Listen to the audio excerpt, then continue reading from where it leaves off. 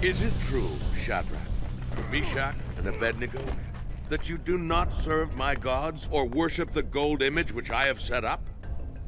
I will give you one more chance to bow down and worship the image which I have made.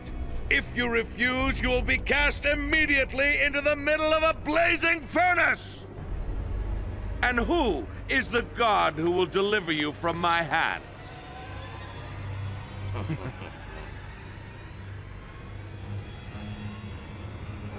Nebuchadnezzar, we have no need to answer you in this matter.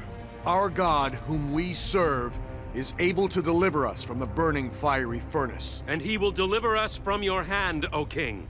But even if he does not, we want to make it clear to you, your majesty, that we will never serve your gods or worship the gold statue you have set up. Then heat the furnace to 7 times its usual temperature! Take them, now!